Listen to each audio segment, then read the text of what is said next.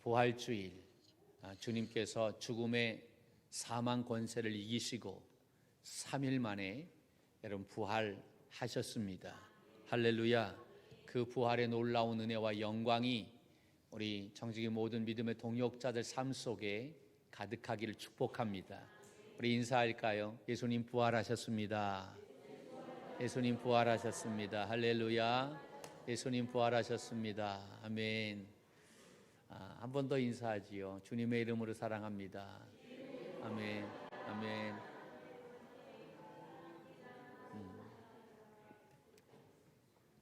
감사. 할렐루야. 그래요. 빨리 끝낼게 세연아. 그래. 감사. 여러분, 세계 최대의 제국을 건설했던 사람을 여러분이 뽑으라고 한다면 여러분은 어떠한 사람을 뽑겠습니까? 세계 최대의 제국을 건설한 사람 한 명을 선정하라고 한다면 여러분은 어떠한 사람을 선정하겠느냐라고 하는 거지요. 저는 글쎄요, 뭐 다 생각이 다 다르겠지만 그래도 알렉산더가 아닌가라고 하는 그런 생각을 해봅니다. 그는 유럽 또 아시아 그리고 아프리카 엄청나게 넓은 땅을 정벌하고 광대한 세계 제국을 그렇게 이루었던 사람이었습니다.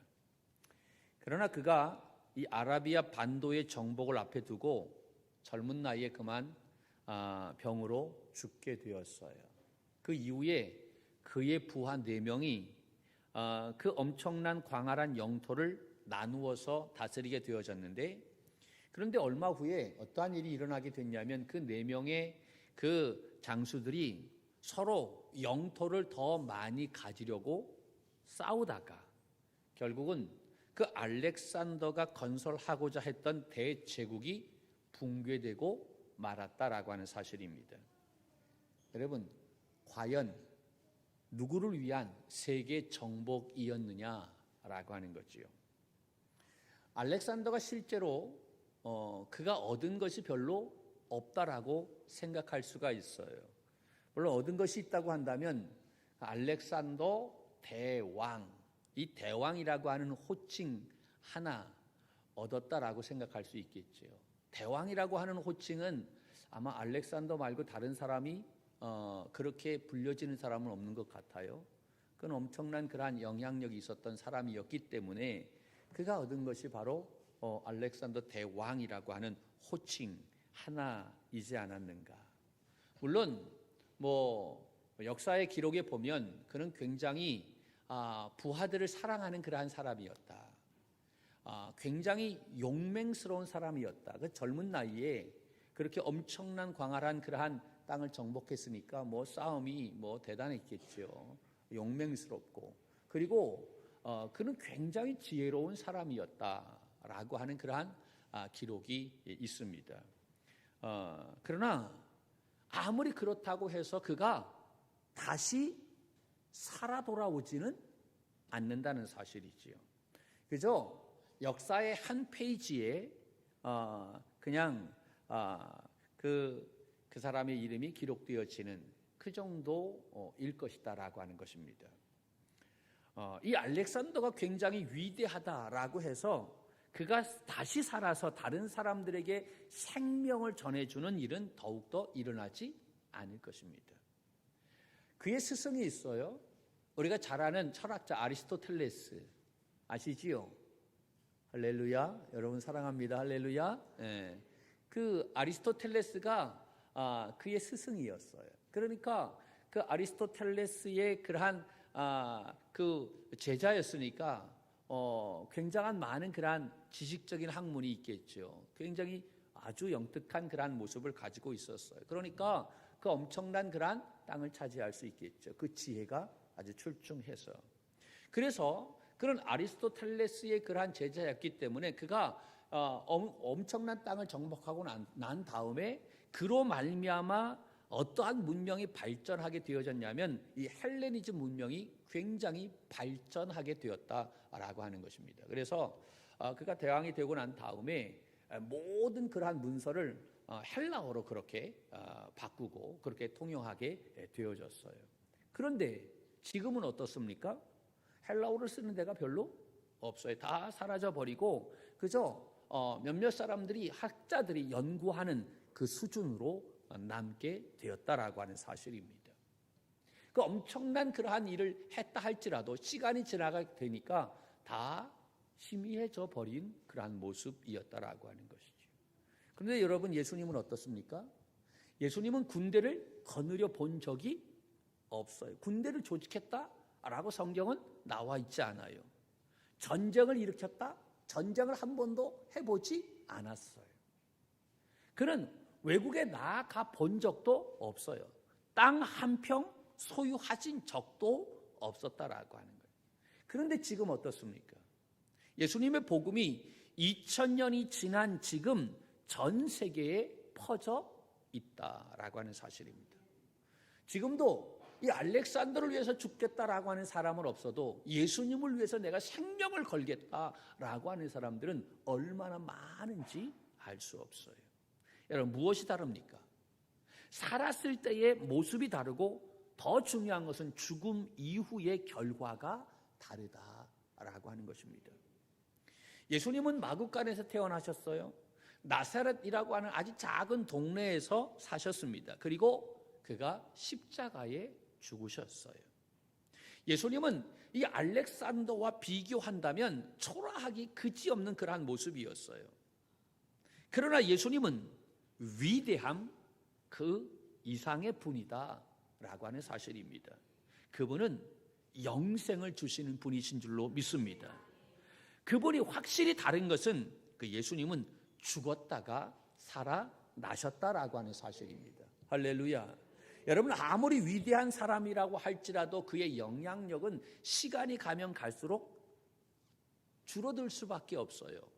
그렇죠? 시들해져 갑니다. 그런데 예수님의 영향력은 시간이 지나가도 시들해지지 않는다라고 하는, 영원 무궁하다라고 하는 사실입니다.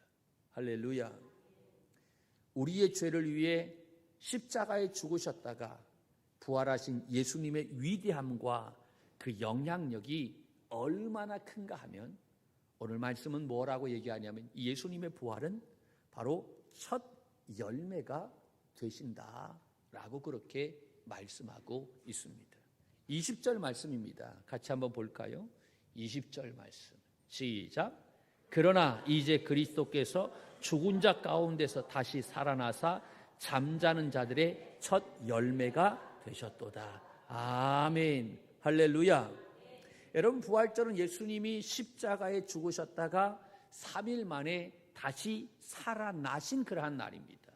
부활은 역사상 가장 놀라운 그러한 사건입니다. 만약에 이 부활이 없다고 한다면 저와 여러분은 가장 불쌍한 사람이 될 것입니다. 여러분, 부활이 있기 때문에 우리의 신앙이 귀한 것입니다. 할렐루야. 여러분, 보통 사람들은 한 번 죽으면 끝납니다. 그래서 한 번 죽으면 끝나기 때문에 사람들은 죽지 않으려고 애를 씁니다. 그러나 예수님은 죽으셨다가 다시 살아나셨다는 사실입니다. 그래서 사도 바울은 예수님을 잠자는 자들의 첫 열매가 되셨다라고 그렇게 말씀했던 것입니다. 예수님이 그 부활의 첫 번째 모델이 되셨다라는 이야기입니다. 물론 예수님 이전에도 죽었다가 살아난 사람이 있습니다. 엘리야가 사르밧 과부의 아들을 살려준 사건이 있었어요. 그리고 그의 제자였던 엘리사가 수넴 여인의 아들을 살려주었습니다. 이 사건을 통해서 성경이 말하고 있는 것은 그 선지자들이 가지고 있는 그 하나님의 능력이 얼마나 대단한가라고 하는 것을 보여주고 있는 거예요. 그런데 그 성경에 보면 그 선지자들이 살린 아이들의 이름이 기록되어 있지 않아요. 이름이 나와 있지 않다라고 하는 그 이유가 바로 뭐냐면, 여러분, 그 아이들이 살았으나 다시 죽었기 때문이다 라고 하는 거예요.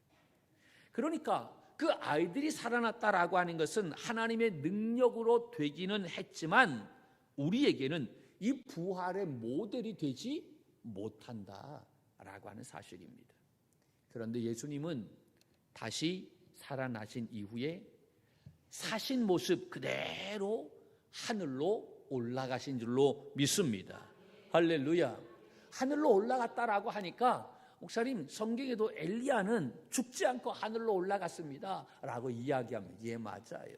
성경을 너무 잘 알고 있어요. 엘리야는 죽지 않고 하늘로 올라갔어요.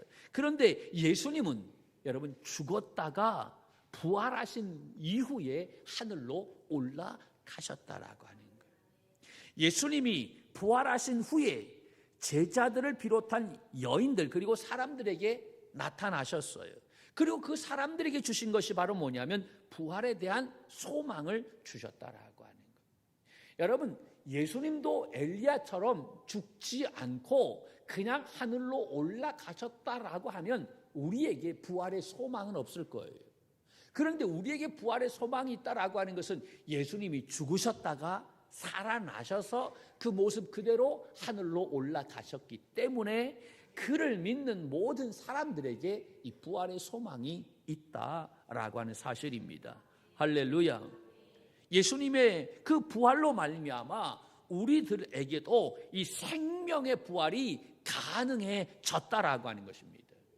죽으면 끝난다. 세상 사람들은 그렇게 이야기합니다. 그러나 우리 믿음의 사람들은 죽으면 끝나는 것이 아니라 부활이 있다라고 하는 것입니다.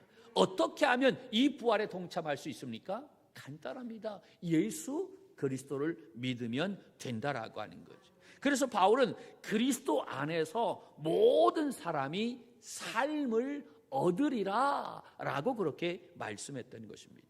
요한복음 11장 25절 26절 말씀에 보면 이렇게 나와 있어요. 같이 보겠습니다. 시작. 예수께서 이르시되 나는 부활이요 생명이니 나를 믿는 자는 죽어도 살겠고 무릇 살아서 나를 믿는 자는 영원히 죽지 아니하리라. 아멘. 할렐루야. 할렐루야. 나를 믿는 자는 죽어도 어떻게 하겠고? 살겠고. 죽어도 문제가 되지 않는다. 죽어도 살아난다. 무릇 살아서 나를 믿는 사람은 영원히 죽지 않는다라고 마침표 찍어 주셨다라고 하는 거예요. 여러분, 예수님은 우리에게 이 부활의 소망을 주신 것입니다. 예수님 때문에 우리에게 죽음이라고 하는 절망은 없는 줄로 믿습니다. 죽음을 두려워하지 않습니다. 죽음 때문에 겁먹지 않는다라고 하는 것입니다. 이제 우리는 예수님 때문에 다른 사람들과는 다른 차별된 소망을 갖게 된 줄로 믿습니다. 할렐루야. 이렇게 예수님의 부활은 모든 믿는 사람들의 그 부활의 첫 열매라고 하는 것입니다. 그러므로 우리도 예수님처럼 죽음으로 끝나지 않고 부활하여 하나님의 나라에 가게 되는 줄 믿으시기를 바랍니다. 할렐루야.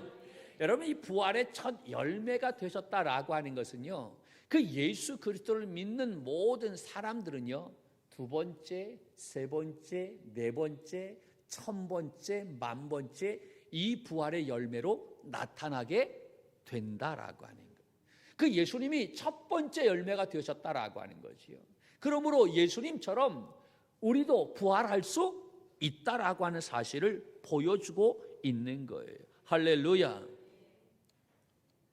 부활의 첫 열매인 그리스도가 부활하셨고 예수님이 다시 오실 때 그분을 믿는 모든 사람들은 이 생명의 부활로 우리가 나타나게 될 줄로 믿습니다. 그러므로 이 예수 그리스도의 부활을 확실히 믿는다면 중요한 것은 우리가 이 부활의 증인이 되어야 한다라고 하는 것입니다. 여러분, 증인이라고 하는 것은 증거를 가지고 증언하는 사람을 증인이라고 이야기합니다. 우리가 그리스도의 부활에 여러분 증인이 되어야 한다라고 하는 사실이지요. 증거를 가지고 예수님이 다시 살아나셨다라고 하는 이 확실한 증거를 가지고, 여러분 증거가 너무 많이 있어요. 빈 무덤도 있고 본 사람도 많이 있고요. 역사적으로 많은 그러한 일들이 나와 있는 것을 볼 수가 있지요. 그 증거를 가지고 우리가 증언해야만 된다. 내가 알고 있고 내가 믿고 있고 내가 확신하는 것을 증언해야 될 줄로 믿습니다. 그런데 내가 알고 있는 것을 증언하지 않는다라고 하는 것은 위증죄에 걸리게 되는 것이지요. 그러므로 우리 믿음의 성도들이 여러분 이 부활하신 주님을 증언하는, 여러분 이 증인된 삶이 저와 여러분에게 주어진 귀한 사명이다라고 하는 사실을 깨달아야 될 줄로 믿습니다. 이 부활은 하나님과 예수 그리스도의 권세가 온 세상을 다스린다라고 하는 것을 확증하는 그러한 사건인 것입니다. 부활은 이 잠자는 자들의 첫 열매인 동시에 그리고 또 믿는 자들에게 있을 계속적인 열매인 줄로 믿습니다. 예수님은 우리에게 이러한 부활의 증인이 될 것을 원하고 계시다라고 하는 사실입니다. 예수님의 부활을 통해 우리도 부활의 열매를 맺고 또한 더 많은 영혼들이 그 예수 그리스도를 통하여 부활의 열매를 계속해서 맺을 수 있게 하는 이 증인된 귀한 사명을 잘 감당해 나아가는 우리 믿음의 선한 청지기들이 되기를 주님의 이름으로 간절히 축원합니다.